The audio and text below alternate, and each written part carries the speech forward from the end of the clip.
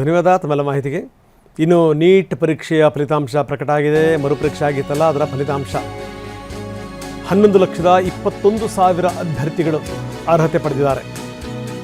ಇಲ್ಲೂ ಕೂಡ ಹೆಣ್ಮಕ್ಕಳೇ ಸ್ಟ್ರಾಂಗ್ ಗುರು, ವಿದ್ಯಾರ್ಥಿನಿಯರೇ ಮೇಲುಗೈ.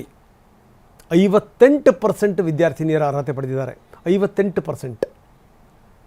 ಪಂಜಾಬ್ನ ಆರ್ಯನ್ ಗುಪ್ತಾ, ಹರಿಯಾಣದ ಪಂಚಿಲ್ ಬನ್ಸಾಲ್ ಇವರಿಬ್ಬರು ಕೂಡ ಟಾಪರ್ಸ್. ನೋಡಿ, 720 ಅಂಕಗಳಿಗೆ 715 ಅಂಕಗಳನ್ನು ಪಡೆದಿದ್ದಾರೆ ಇಬ್ಬರು ಕೂಡ.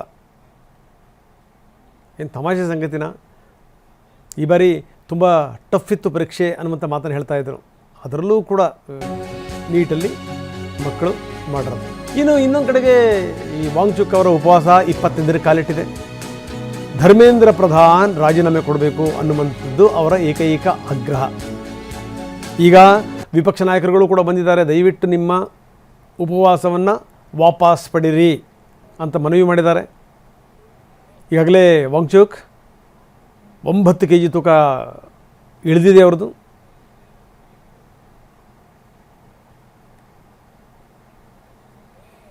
ಬನ್ನಿ, ಹರೀಶ್ ಮತ್ತೆ ನಮ್ಮ ಜೊತೆ ಸಂಪರ್ಕದಲ್ಲಿದ್ದಾರೆ. ಹರೀಶ್, ನಾವು ಮಾತಾಡ್ತಾ ಇದ್ವಿ.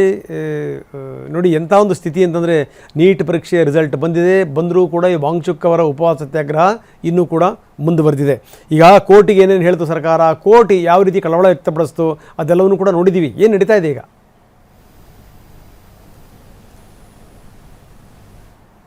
ಓಕೆ, ನಿಮ್ಮ ಧ್ವನಿ ಸರಿಯಾಗಿ ಕೇಳ್ತಾ ಇಲ್ಲ ಹರೀಶ್. ಮತ್ತೆ ನಾನು ನಿಮ್ಮನ್ನು ಸಂಪರ್ಕ ಮಾಡುವಂಥ ಪ್ರಯತ್ನವನ್ನು ಮಾಡ್ತೀನಿ.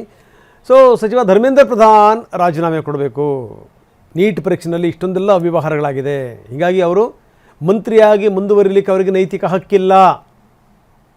ಅವರು ರಾಜೀನಾಮೆ ಕೊಡಬೇಕು, ಈ ಆಗ್ರಹ. ವಾಂಗ್ಚುಕ್ ಕೂಡ ಹೇಳಿದರು, ನೀವು ಅಷ್ಟೊಂದು ಗಾಬರಿ ಆಗಬೇಡಿ, ನನಗೇನು ತೀರಾ ಸಾಯುವಂಥ ಸ್ಥಿತಿ ಇನ್ನೂ ಏನೂ ಬಂದಿಲ್ಲ, ನಾನು ಆರೋಗ್ಯವಾಗೇ ಇದ್ದೀನಿ ಅಂತ. ಆದರೆ ಯಾರು ಏನು ಹೇಳಿದ್ರು ಕೂಡ ತಮ್ಮ ಉಪವಾಸವನ್ನು ನಿಲ್ಲಿಸ್ತಾ ಇಲ್ಲ ಅವರು.